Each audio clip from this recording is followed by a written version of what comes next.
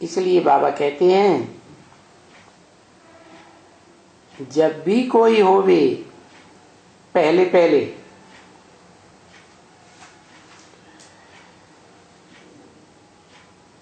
उनको तो गीता में पहले अक्षर ही बड़े अच्छे हैं।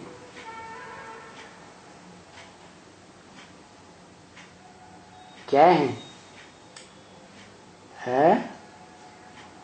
मन मना भव माम एकम नमस्कुरु, माम एकम याद करो। क्या कोई भी समझने के लिए आते हैं तो पहले ये समझाओ। क्या ये मन मना भव क्या है, अर्थ क्या है, किसने बोला?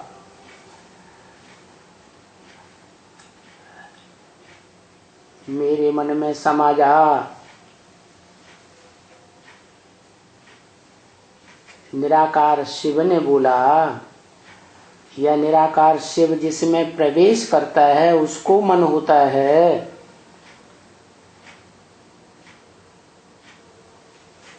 निराकार शिव को तो मन होता ही नहीं, वो तो त्रिकालदर्शी पहले से ही है,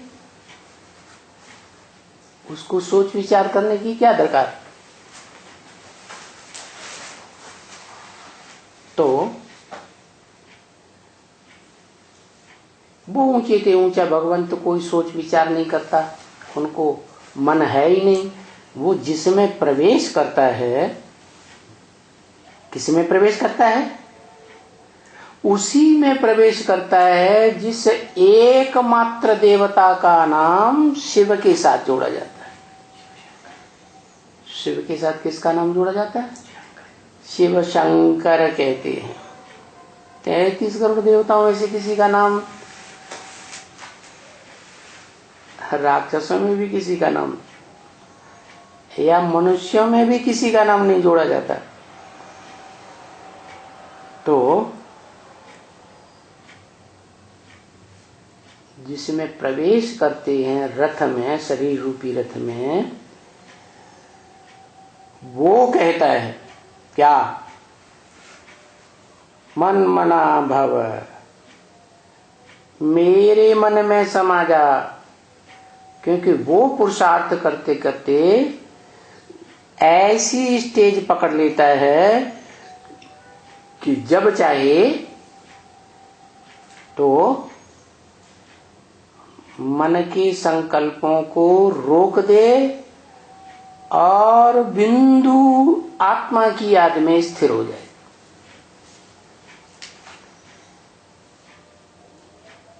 जो ब्रह्म वाक्य है, 1 सेकंड में निराकारी ज्योति बिंदु, 1 सेकंड में मनन चिंतन मंथन की आकारी स्टेज, 1 सेकंड में साकारी कर्म इंद्रियों से कर्म करने की स्टेज।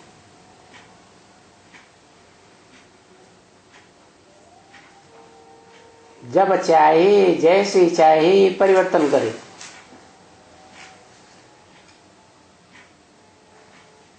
तो जो ऐसी स्टेज प्राप्त कर लेता है, निसंकल्प स्टेज, वो संपूर्ण योगी हो गया। इसलिए गीता में भी लिखा है,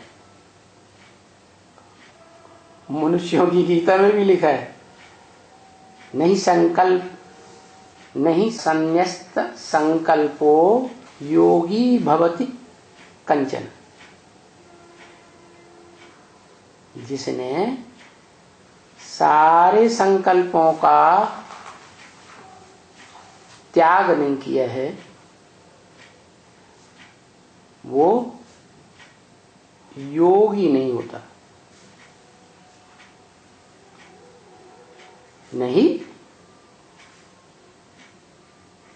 असन्यस्त संकल्पो योगी भवति कंचन।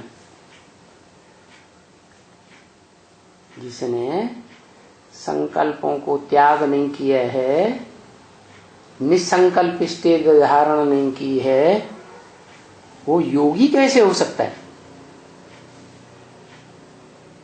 तो बोला माम एकम याद करो, मुझे एक को याद करो जो अपनी भ्रकुटी में सिर्फ ज्योति बिंदु आत्मा की स्थिति में स्थिर हो जाता है, निसंकल्प स्टेज बन जाती है, दूसरा कोई संकल्प नहीं। माम एकम याद करो, कोई दूसरे को याद न करो। माम एकम माने मुझे एक आत्मा को याद करो, है? शिव को याद न करें, क्योंकि शिव तो इस सृष्टि पर पार्ट नहीं बजाता, उसको याद करेंगे तो हम भी कैसे बन जाएंगे? सदाकाल है, निराकारी दुनिया में पड़े रहेंगे। वहां तो जैसे सुसुप्ति, कोई सुख का अनुभव नहीं, कोई दुख का अनुभव नहीं। और आत्मा चाहती क्या है? सुख चाहती है कि दुख चाहती है कि सदा शांत पड़े रहना चाहती है।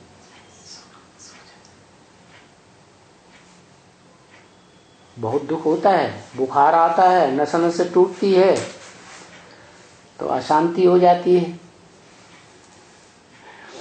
तो अशांति में रहना कोई पसंद नहीं करता। फिर बुखार उतर जाता है, शरीर में शांति अनुभव होती है। तो फिर क्या शांति में ही पड़ा रहे? रसगुल्ला फसगुल्ला खाने की दिल नहीं होगी? खाने पीने की कुछ दिल होगी कि नहीं? क्या अनुभव कहता है? खाने पीने की दिल होगी, सुख भोगने की इंद्रियों से दिल होगी।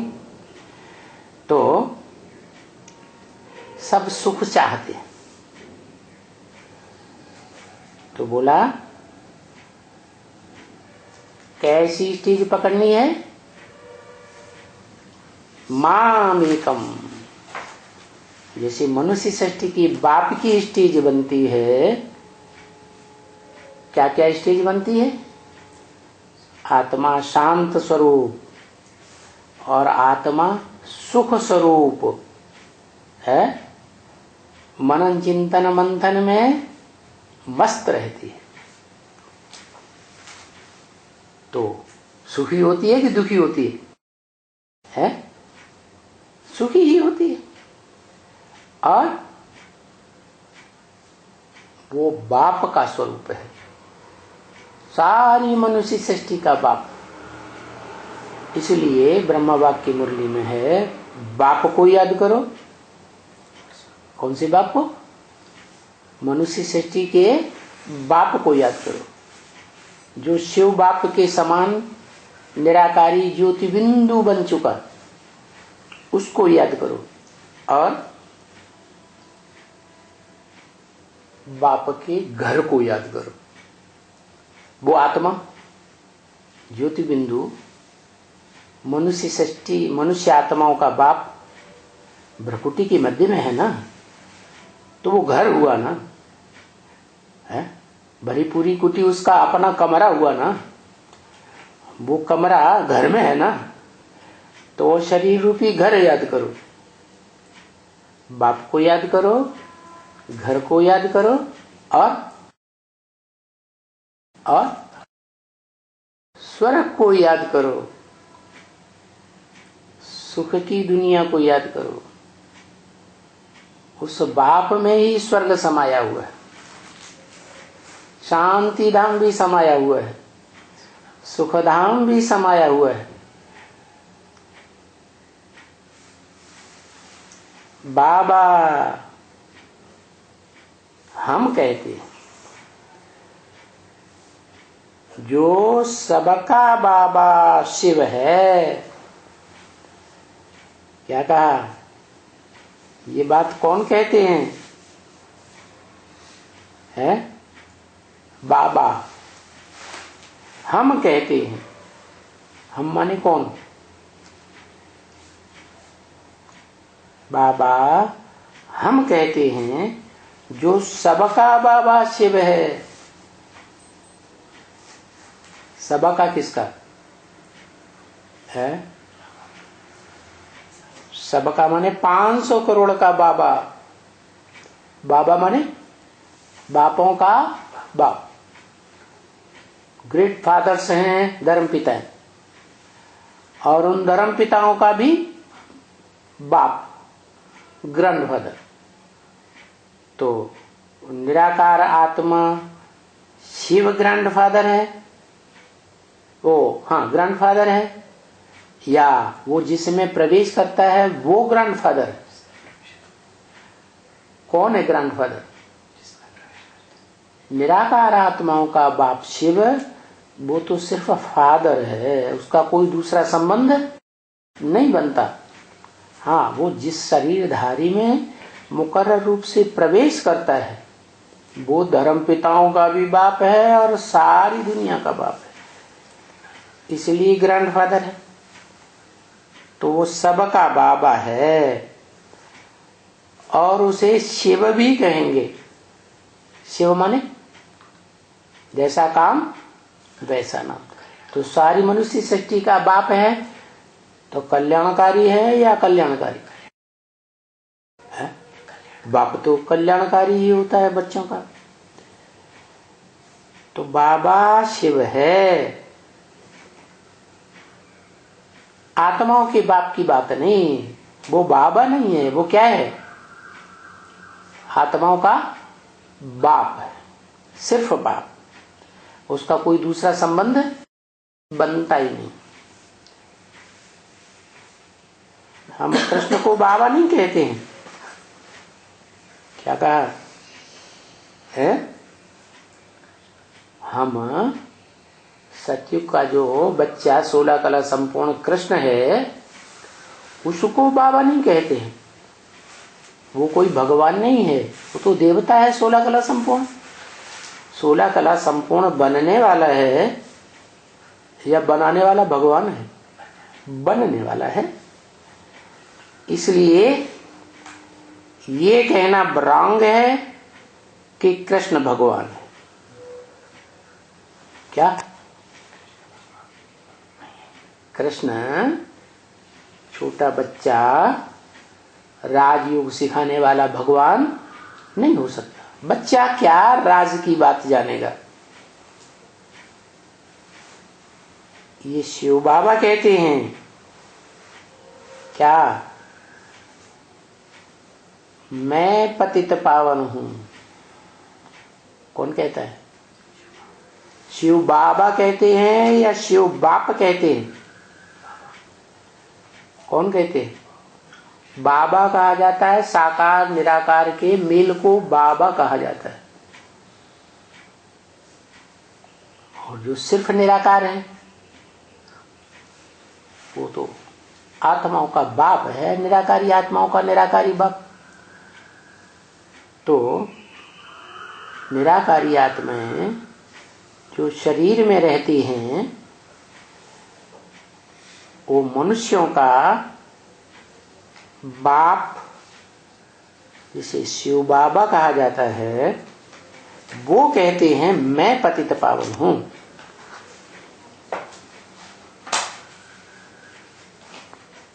कृष्ण को कोई पतित पावन कहते ही नहीं है। क्या? कृष्ण को दूसरे धर्म वाले पतित पावन मानते हैं? मानते ही नहीं। भारतवासी भी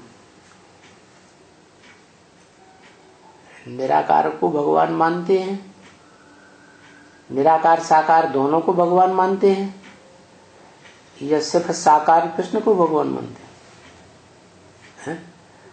साकार कृष्ण को तो सिर्फ कृष्ण के पुजारी ही मानते हैं। तो ये अक्षर उनको चिभेगा। इनको जो कृष्ण को गीता का भगवान मानते हैं उनको ये बात बहुत चुभ जाएगी। क्या? अरे हमारा कृष्ण बच्चा कहते हैं भगवान नहीं। यानी जो गीता वाला होगा, गीता ज्ञान लेने वाला होगा, उनको तो फट से चुभेगा एकदम, धक से तीखा तीर लगेगा।